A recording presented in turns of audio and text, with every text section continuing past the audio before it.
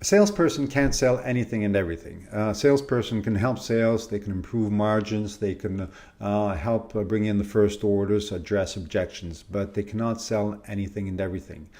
Some people may have heard of the Six Sigma salesperson, that exceptional salesperson who could sell anything. But if it really existed, if this person really did exist, well, as the name infers, it's a very rare case. And it's just like building your business model, your expectations, especially on Facebook or Google.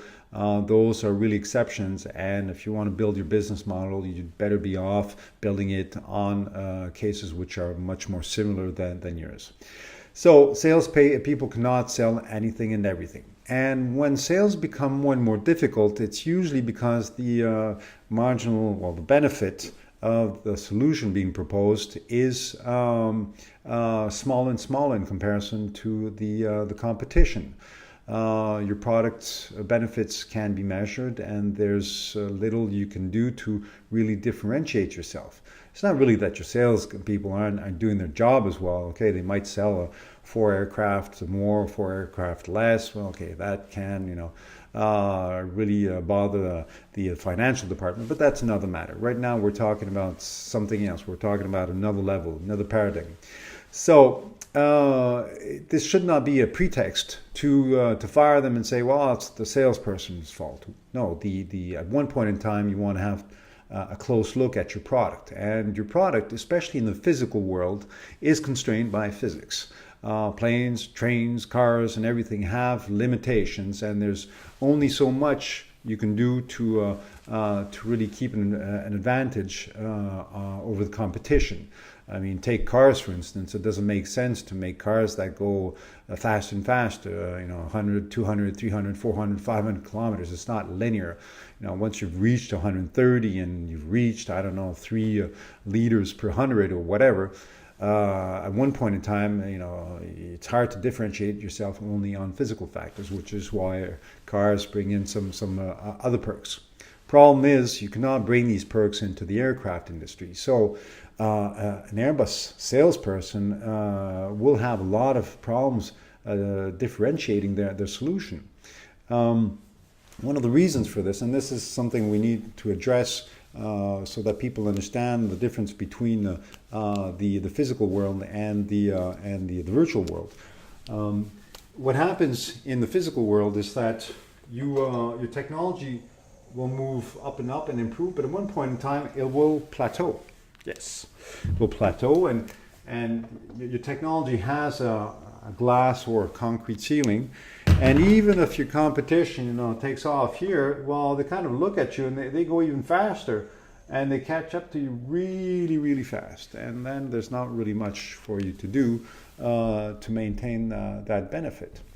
So we're figuring, well, instead of continuing to sell aircraft, keep on making them. I mean, that'll be beneficial, that's for sure. But, looking out into the 10, 15, 20 years ahead of time, putting aside supersonic flight, because, really, again, if you want to spend a lot of money to get to Tokyo, I mean, how many people are going to want to go to Tokyo? That's fine. Okay, it'll be great, an hour and a half to Tokyo or even less, whatever. But not a lot of people are going to be able to pay for it right away. So just leave someone develop it and then buy them up. So that's the first solution. The other solution is, well, take for instance a trip from Toulouse to Paris. It's approximately 600 kilometers in a direct line. Now, if I take an aircraft which flies about 850 kilometers per hour, and plus or minus takeoff and landing, well, it takes about an hour, and then you have to go through security and all that. So let's just put in 4 hours. Well, even if you bring your aircraft to go faster, and that's very costly if you know the formula with respect to speed versus the energy you have to put into to go beyond that speed. Well, you're not really going to get a lot of benefit from it. So you're not getting a lot of benefit for the customer, whether it be in terms of speed from the same aircraft, and you're not really getting a lot of benefit you can't really bring much benefit for your customers. So you're kind of like in a bind. What do? You're just stuck there at 850 clicks. You can bring down the cost a bit. And there you got the Chinese and the Russians, and they're coming at you full speed, and you say, well, what am I going to do?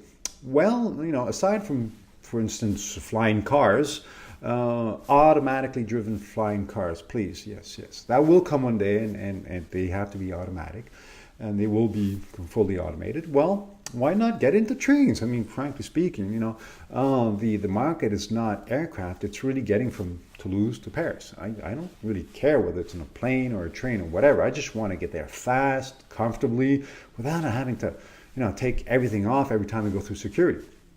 So that's another matter, but anyhow. So just imagine a Hyperloop, leaving Toulouse, you just go in, let's say 15 minutes waiting time, a whole bunch of little shuttles with 10 people going through the shuttle at very high speeds.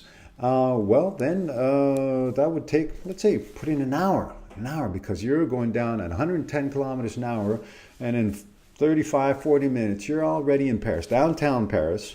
And assuming that that what they're saying is true, that is that the construction of a Hyperloop is 10 times less than what it is for a standard conventional high-speed train, well then it will be very, very beneficial, because maybe the energy, I'm assuming the energy to transport this capsule in a vacuumless environment, which is even better than 12,000 feet altitude, or 8,000, I think, 8,000 meters, sorry for that, for aircraft, 8,000 meters for aircraft flying between Paris and Toulouse. Well, then we have a really, really big benefit. I mean, it's humongous. And if jeepers, if a salesperson has a Hyperloop that brings you into Paris within an hour, and you have another aircraft manufacturer selling you a plane that's still going to bring you in 4 hours to Paris, well, there's no comparison. They're going to be sold like donuts, hot bread. So really, just look at the A380. We could throw as many salespeople as we want at that. They're not really going to get very far. So come on, Airbus, be nice with your salespeople and help them out, get them motivated, and get into the Hyperloop, because I think it could be a really, really good business for you. So that was Cyrus Siam's Chronicle for today. We hope you enjoyed it, and so long and farewell. Have a good day, and we'll be talking soon.